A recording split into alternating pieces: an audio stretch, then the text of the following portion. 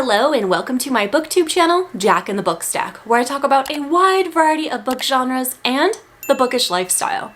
Today I am wrapping up all the books that I read in the month of May 2024. I had a theme this month of reading only nautical books. That is because I went on vacation on a 9-day Caribbean cruise, and I love themes here on this booktube channel, and so all month long on that cruise, but also all month long, I was reading nautical books. So I am here to rank them in order of how much I enjoyed them, from my least favorite to my most favorite. I have 4 categories that I break these books into, and I will leave chapters down below if you want to skip around. And I am going to start things off right now with my DNFs. The books that I spent some time with in the month of May, but I didn't quite complete in order to rank them. These ones are not in any order other than chronological for when I was trying to read them. So let's go ahead and jump in with the first one, which was Into the Drowning Deep, which was a horror book that I checked out on audio through Libby. This is one I was really excited about because it's a horror, because it's about killer mermaids, and that sounded amazing. And you know what? It really was. I was listening to it. I got 35% of the way in, but I was listening to it while I was getting ready for my trip. So I was feeling super anxious, and I realized that reading a horror book was not what I needed at the time, because it was like getting my adrenaline pumping, made me feel very claustrophobic when I was already stressed about the trip. And you know what's funny is when I travel, I like to get eyelash extensions. Super like bougie, I know, because it's kind of expensive, but I like not wearing makeup while I'm traveling, and it stands up pretty good in the water, stands up well to like the winds. I don't have to wear makeup. I love it. Anyways, I was getting my eyelashes done, so you have to lay there for 2 hours with your eyes closed while the technician is like adding extensions to your natural lashes. And she had to stop at one point because my eyes were like darting around and my eyelids were like flickering, totally involuntary, but it's just because I was listening to this audiobook and I was so into it and I was so stressed out that it was making me twitch. So I stopped it and I just talked to her the rest of the time. But anyways, I didn't pick it back up. My Libby hold expired, so I have to put it back on hold, which I will listen to it eventually because I was really enjoying it at 35%, but just wrong timing for me. Next up was the ebook I checked out on Kindle Unlimited for Life of Pi. I got 18% into this one, and I was hoping for a plot line of a boy lost at sea with a tiger, but at 18% we're just focusing on his childhood, how his dad is a zookeeper, what it was like being a kid in the zoo, and I didn't like the character, I didn't care, it wasn't giving me nautical vibes, so I DNF'd it. This is my second attempt trying to read Life of Pi, so I don't think I'll pick it back up again.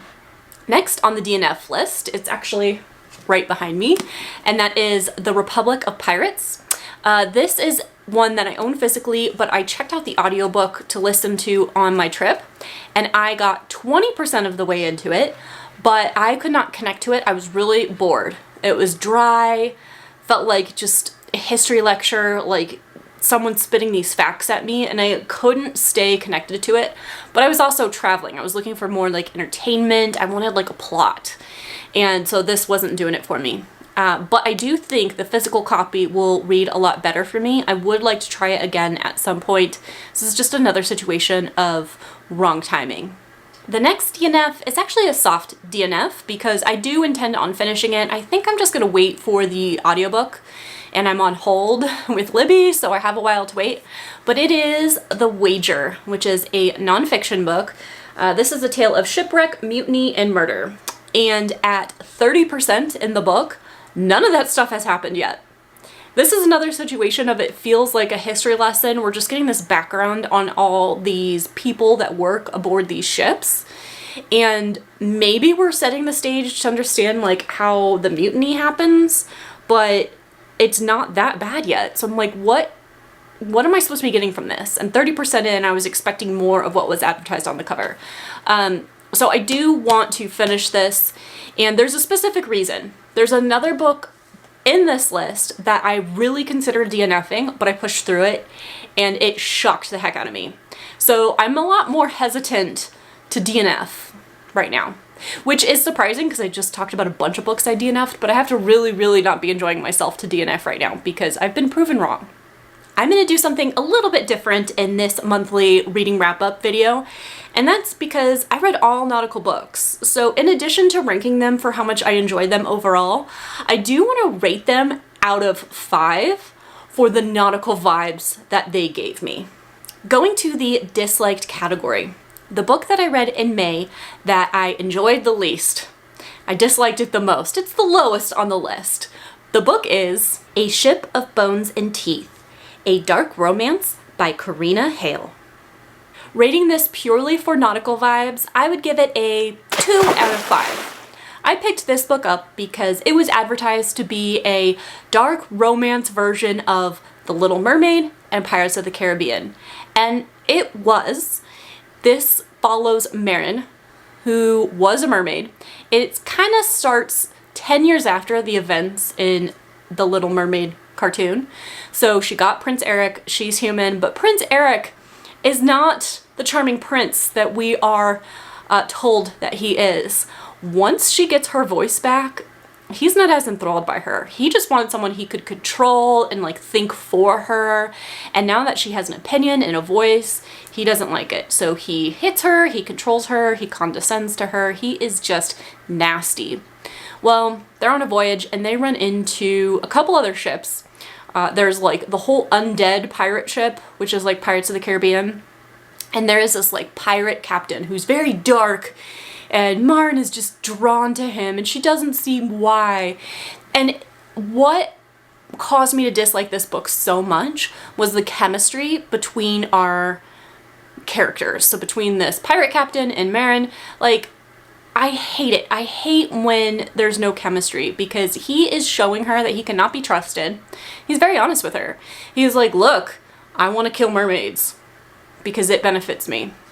And she's like, you know I shouldn't trust him, but something inside me just says to give him a chance. So I'm gonna tell him my deepest, darkest secret, that I have mermaid blood within me. And I'm like, girl, why? Why? Is it just because he's hot? I don't know. So there was that frustration, but then there was also another element, as if mermaids and Pirates of the Caribbean wasn't enough. We have like a third element thrown in to it, which I'm not going to tell you because I don't want to spoil it, but it just made it so ridiculous. Like, we're trying to cram too many things into this one book just to make it interesting and make up for the fact that there's no chemistry for these lackluster characters. It was decent to read on the cruise because it was so surface level, but ultimately would not recommend it. A book that I enjoyed slightly more than that was Our Wives Under the Sea, a literary horror by Julia Armfield. I would rate this one 3 out of 5 for nautical vibes. I read this for a reading vlog I did where I was reading only nautical books and just doing kind of like a slice of life. I will link that vlog for you down below. This is one that had good nautical vibes because it is about a married couple, 2 women. One of them goes on a submarine and she's supposed to be gone for like a couple weeks, but she's gone for several months. And so it was this scary thing of, you know, was she ever going to come back? And then what happened while she was down there? Because when she comes back, she is not quite the same. This is one that was very beautifully written. It's horror in that we are really spending a lot of time in the emotions of these 2 women. And so not incredibly plot driven, which you kind of expect with horror, but that's why I say it's literary horror. And we did get good nautical vibes because we do flash back to when the one wife is in the submarine and what that was like how claustrophobic it was, how creepy it was with things going on. So those were some good elements, but overall I didn't really enjoy it because of the writing style.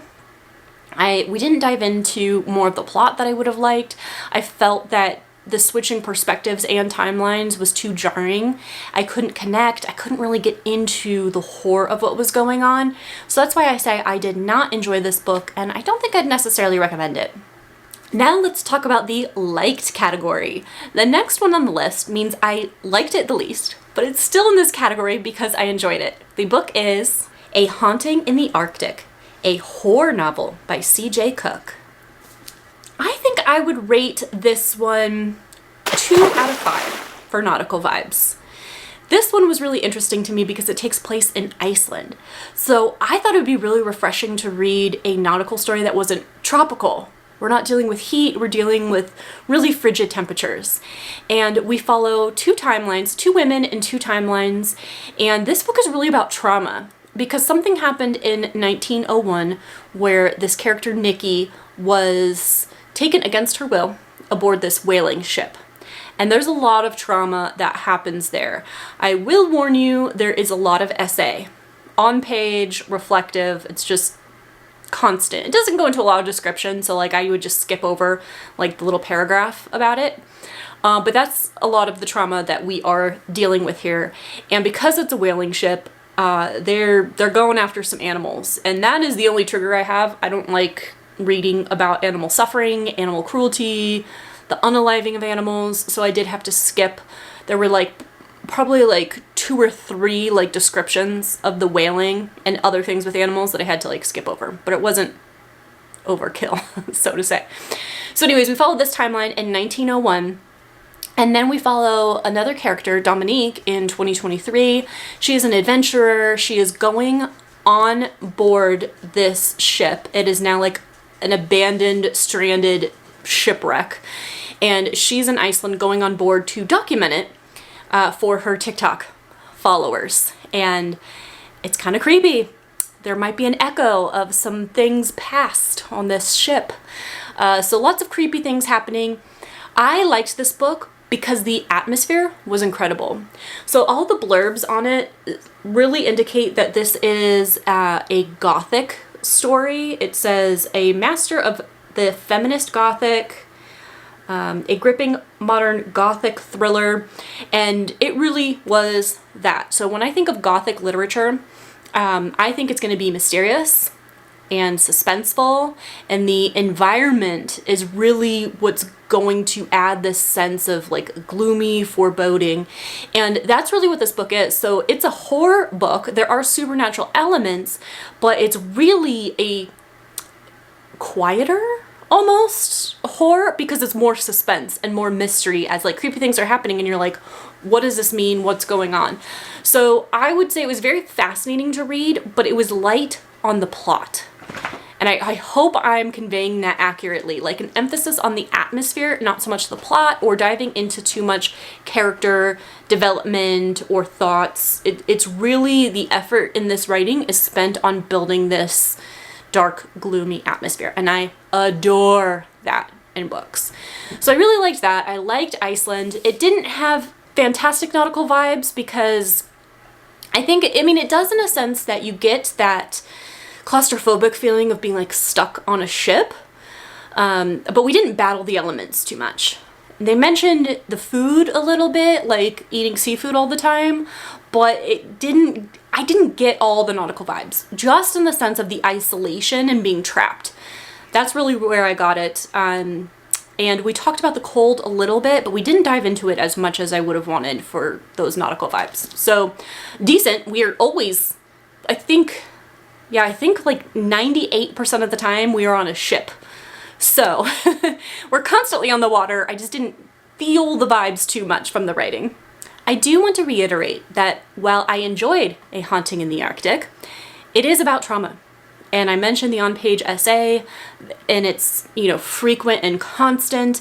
The blurb does promise an element of revenge, and that's very enticing. Like, that's why I kept reading, because I'm like, oh man, there's going to be revenge for what's happening here.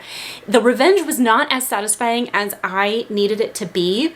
I felt like we just spent most of this book, like, sitting in the trauma and dealing with it. And then the revenge was almost reflective. Like, I don't feel like I was a part of the revenge as much as I wanted to be, as much as I needed to be for the payoff for me. It was just like reflective, like, oh, and then revenge happened. And I'm like, wait, no. I want to be there. I want to see it happen. I want to be a part of it. I want to smell the revenge. And I didn't. So I was a little bit let down by that. But overall, fantastic atmosphere. And that's why it is in the liked category. The nautical book that I liked the most in May was 20,000 Leagues Under the Sea, a classic by Jules Verne. This is a book that I have a dedicated reading vlog for, where I talk about my annotations for it and some in-depth thoughts. For my rating for nautical vibes, 5 out of 5. Absolutely incredible. This is another one where we have an element of like claustrophobia and being trapped, because we have one main character and then he has like 2 travel companions, so 3 people that are reluctantly taken aboard a submarine with Captain Nemo. Yes, he is related to the Nemo we know from Finding Nemo.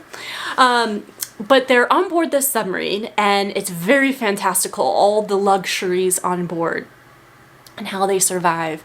And for when this was written, the technology they have is incredible. Really, really cool to think about, especially because this was written in a time where electricity was not widely available, like in personal homes.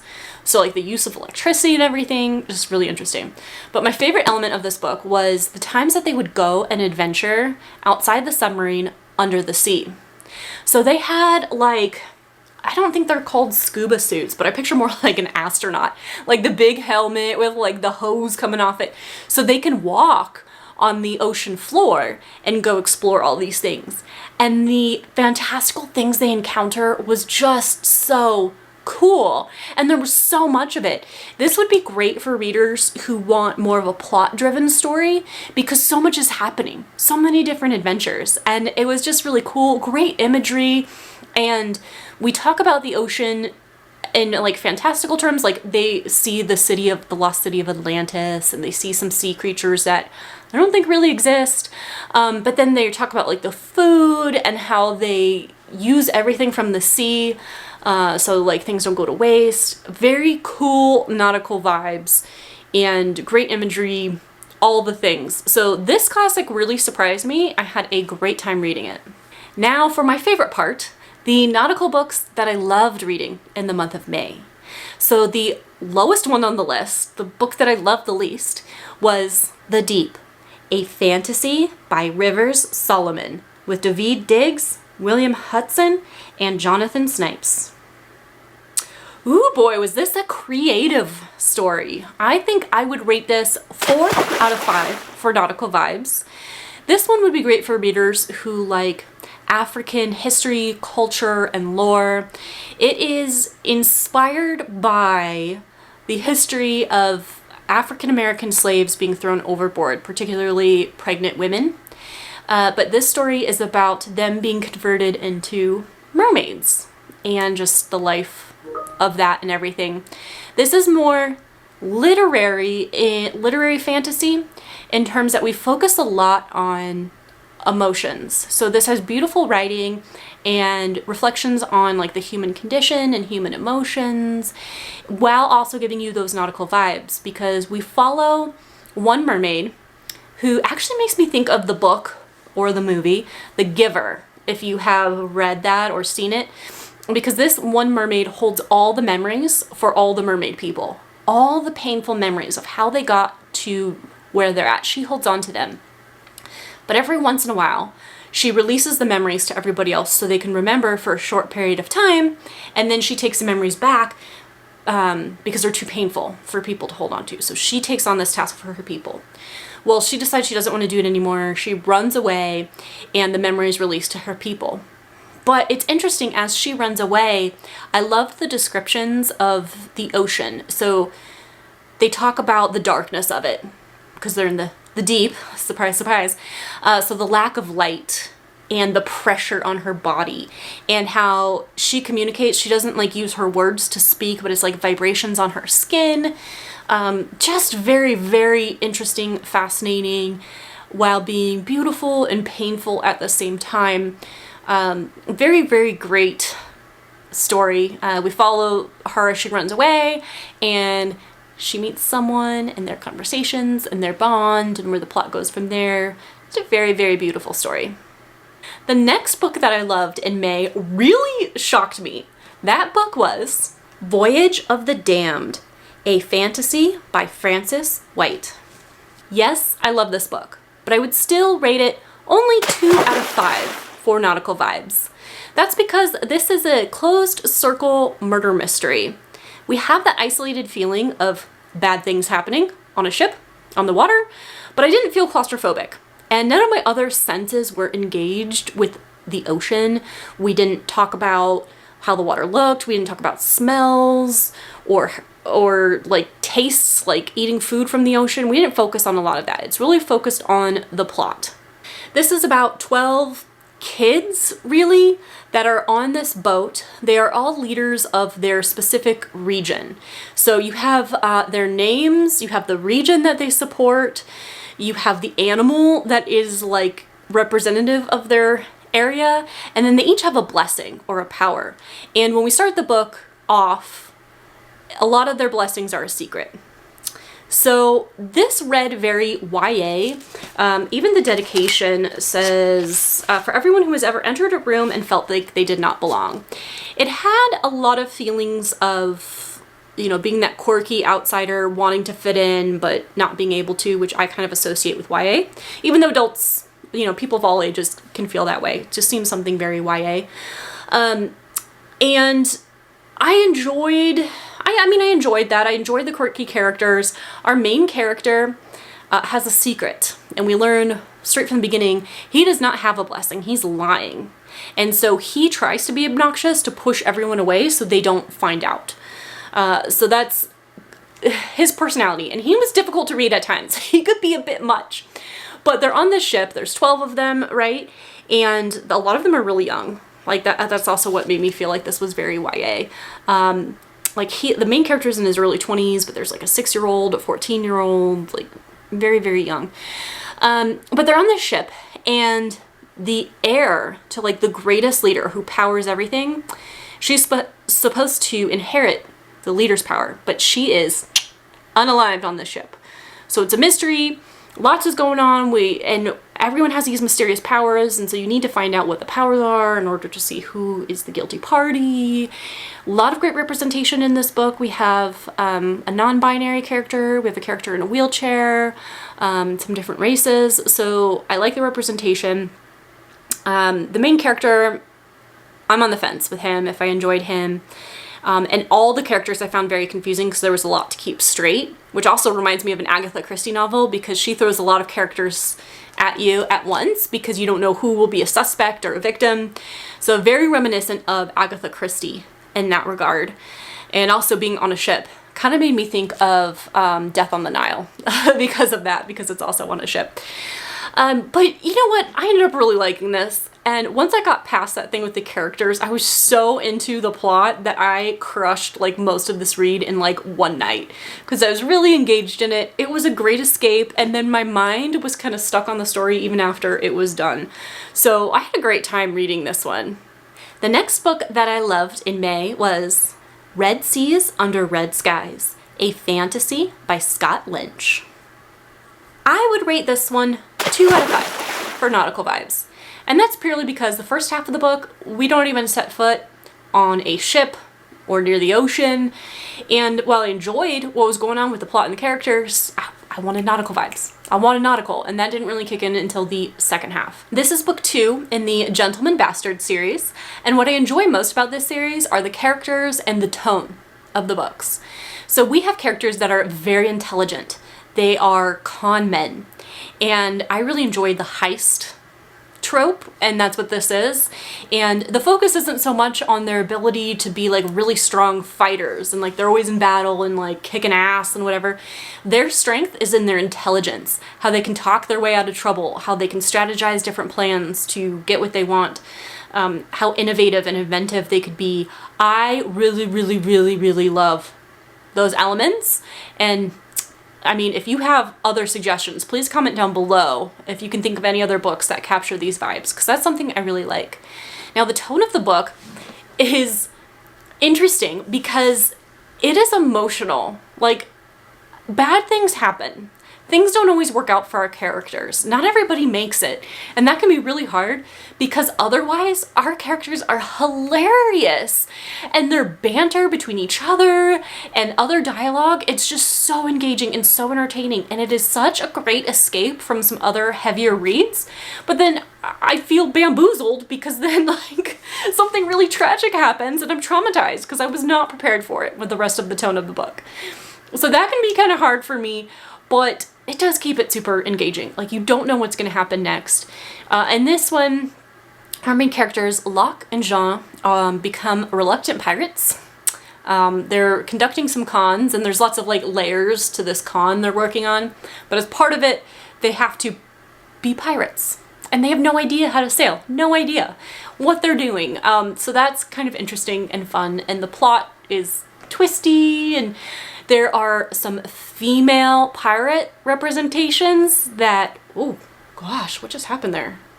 My ring light just randomly decided to go to 100%, turned it back down. But anyways, I was saying there are some awesome female pirates in this story that I really enjoyed reading about. One of them is, I want to say she was 39 years old, and she has her 2 children on board the ship. And I love that. I love the female representation in this story. One thing I really appreciate in this series, particularly in this second book, was the platonic friendships that we have. And that's something that is so underemphasized in novels, I feel like. I feel like the emphasis is always on romantic relationships, and this one really emphasizes platonic friendships. And I love that. Love, love, love Locke and Jean and their friendship. I cannot wait to talk about this next book that I loved reading in May. Island of the Lost, Shipwrecked at the Edge of the World, a nonfiction by Joan Druitt. This one is very difficult to rate, but I think I'm going to land on 4 out of 5 for nautical vibes. And I could be talked into giving it 5 out of 5. Not quite sure. I've been arguing with myself a lot, but let me tell you what this book is about and then tell you why the rating is difficult here. Island of the Lost is about a shipwreck in the 1860s. I think it's off the coast of Australia or New Zealand. It is in the southern hemisphere, so the seasons are opposite from what we're used to, like in the northern hemisphere. Like summer is winter, winter is summer. Get it? Which was kind of interesting because when I think of a deserted island, I think of heat and thirst, and this was like cold elements, lots of rain and hurricanes, cool vibes. But anyways, there's this shipwreck. And I believe there were 5 survivors. And so this is a story, and there's lots of journal entries from them as well, about survival and how they dealt with this. They were relatively successful. Like, they went and they looked for shelter, they looked for food, they had like a system of how to work together, they had an approach for how to deal with the depression that they were fighting against, like how to maintain hope. Very interesting description.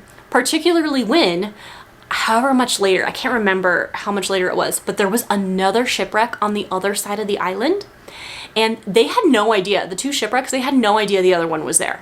No idea. And so while the first shipwreck of 5 survivors was relatively successful, the second shipwreck was not. And I think originally there were like 20 survivors. But it's interesting to see how they handled the situation and the environment, how many people survived, how many people thrived, what they did. It was just the comparison between the 2. And it's like they have relatively the same resources because they're battling the same environment. They still struggle to find food and shelter and all these things. But how they handled it was so completely different. So fascinating. And this is a book that was a very interesting read for me because I really wanted to DNF it. I think the first 30% I was really struggling with it because it was so dry.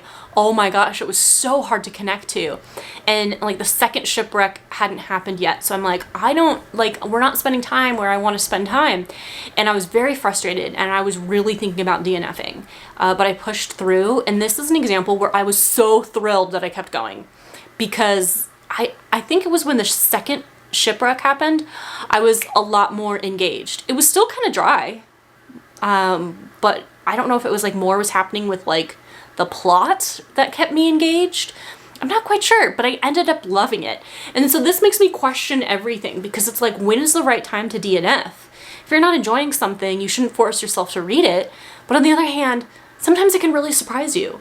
And Island of the Lost is one of those examples because I found myself telling anybody that would listen, okay, maybe beyond the point where they stopped listening, I was talking about this book so much and telling people in my everyday life about this book. I was telling my boyfriend, I was like talking his ear off until like his eyes glazed over because it was so fascinating, the different things that they did, and especially between the 2 different wrecks. So interesting. The moment has arrived. We are at the top of the list. In May, when all I read was nautical themed books, my favorite read was Float Plan, a contemporary romance by Trish Dollar. First things first, 5 out of 5 for nautical vibes. And you know what I think kills me is I read this earlier on in the month. I read it as part of a reading vlog where I did kind of like a week in the life of me, and I was reading nautical books, and I read this. I listened to the audiobook from Libby, and I read it during that weekly reading vlog, and nothing else could compare. This is one of my favorite types of contemporary romance. It has a lot of substance and emotion to it. This is about a woman who loses her fiance when he makes the decision to take his own life. We start off the book reading the goodbye letter that he wrote to her. And then the story picks up 10 months after those events when she decides to honor him by completing his biggest wish, which was to sail the world. So she is taking his sailboat and she is sailing the Caribbean by herself. And it's really a story of grief and moving on and honoring him without losing herself. She's on this trip and she realizes she is not very well equipped to do this on her own. She doesn't have the experience. So she hires a deckhand. And surprise, surprise, he's handsome. I kind of like that he is like missing his lower leg. Like I think his leg is like cut off at the knee. So I like that representation. Their chemistry was so awesome. And because he was so awesome and so supportive of understanding her grief and like knowing that it was just going to hit her at these random times and how to be there for her, how to listen and not judge her or be too harsh. Like the handling of her, that sounds manipulative. That's not what I mean. But the handling of her grief and her was just very special and very great. So there was that story that was touching. You know, emotional, lots of depth, great chemistry with her characters, great adventure. The nautical vibes were just top notch. And part of this is specific to me because our characters were visiting all the places that I was going on my vacation. Like they were talking about the island where you go and swim with the pigs in the Bahamas. And like I went there. I did that. So that was really cool. And you know what? The book warned me it was a tourist trap and they were absolutely right. I mean, it doesn't make the pigs any less cute, but you know, there was that. But they talk about sailing and stopping at the different islands and how some were like not tourist traps but just more heavily concentrated with tourists, but then other islands and other places they went where it wasn't as populated by tourists and like the island hospitality was awesome. The representations of food and the descriptions was incredible. There's even I think a couple parts where he just dives off the side of the boat and swims for lobsters and then they make lobster together, or like they'll fish and make their dinner. It just absolutely hit all the senses. The environment was very much part of the story. Sometimes there was bad weather they had to deal with. It was just everything I could have wanted for nautical vibes, and also just the romance where, you know, not necessarily an escape read because it was a little bit heavier, but an escape in that it was very realistic romance. And I love reading grief in books because I think grief is a very human emotion that we are all going to experience. Grief is something that unites us all, but everybody deals with it differently. And I think that's what's so beautiful is when an author can capture someone's journey or experience. And I just really loved this book so much. I listened to it on Libby, but I'm gonna have to buy it. I have to own it for my collection. It was my absolute favorite. I will read it again, even though it's a heavier topic. It was written in a way that was, it didn't bring me down too much. Not too much. Like I could read it and it was, the adventure of it was so strong and just what I want to read this time of year. So, you know, this might be my favorite because it just hit my mood at the right time. I don't know, because I've read some other great books. Like how this beat out like Island of the Lost, like profound nonfiction that I read. Or Red Seas Under Red Skies, that was so funny with the best characters, some of my favorite fictional characters I've ever read. Float Plan beat those out this month. It's wild to me, but that's just how much I love this book. So those are all the books that I read for my nautical themed reading month. It was a lot of fun to theme my reads, and especially in the summertime, nautical vibes are just the best. So this was fantastic.